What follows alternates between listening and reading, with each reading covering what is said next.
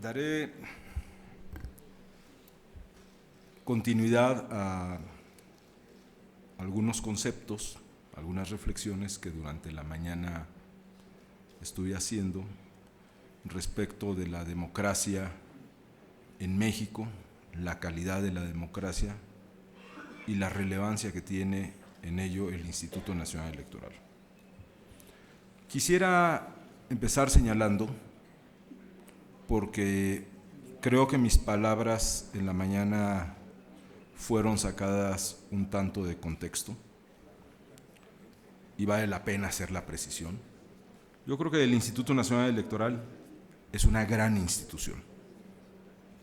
Es una institución que no surge por generación espontánea, sino que es una institución que tuvo atrás al menos 5 décadas de una lucha constante, terca, persistente, por lograr que en México hubiera elecciones que fueran creíbles por los ciudadanos, elecciones en las que se contara, al menos inicialmente en las que se contara el voto y se contara bien. Y sin duda, este batallar dio como resultado una primera, yo diría, inicial, a lo mejor no tan temeraria, pero inicial reforma, la reforma político-electoral del 77, que abrió espacios a los partidos de oposición con la creación de la representación proporcional.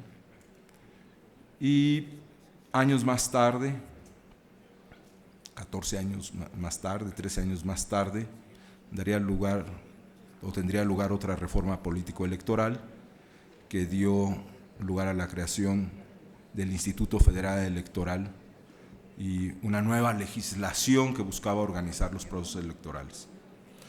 Todavía no teníamos, aunque ya teníamos IFE, Instituto Federal Electoral, no es sino hasta el 96 en que logramos tener un IFE con independencia y autonomía. Y habrá que decir, y con una gran composición en los integrantes del Consejo General. Y me parece que este INE, heredero del IFE, por supuesto, tiene grandes fortalezas institucionales. Este IFE significa y representa mucho de los anhelos que muchos mexicanos tuvieron para ir logrando que nuestro país se democratizara. Pero también habrá que decir que el Instituto Nacional Electoral, como lo fue el IFE, no es perfecto. Tiene enfrente muchos retos, que muchos de ellos además nos los imponen día a día las nuevas circunstancias, que además cada vez son, por supuesto, más complejas, además atento a las nuevas responsabilidades que esta gran institución tiene.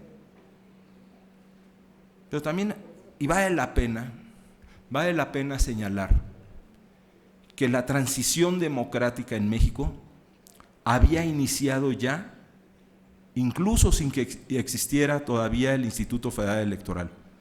No podemos nosotros olvidar ni obviar que en 1989 Acción Nacional ganaba, por cierto, la tierra del secretario ejecutivo, Baja California lo ganaba Ernesto Rufo en 1989, sin que existiera todavía un IFE. Todavía estábamos bajo el esquema de las comisiones estatales y todavía con un registro federal de electores muy cuestionados.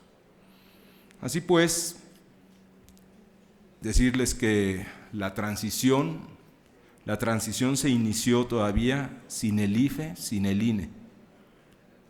Y por supuesto, me parece que el INE tiene la gran responsabilidad y la gran carga de seguir consolidando la democracia mexicana y por supuesto irla haciendo una democracia de calidad, no solo en la que se cuenten los votos y se cuenten bien, sino además una democracia en la que se generen condiciones reales de equidad, que va más allá. Por supuesto, es uno de los elementos para la equidad de la contienda, el acceso a los medios de comunicación, pero no es la única condición. Hay otras, como es el que los recursos públicos se manejen con imparcialidad, con neutralidad, como lo ordena el artículo 134 constitucional.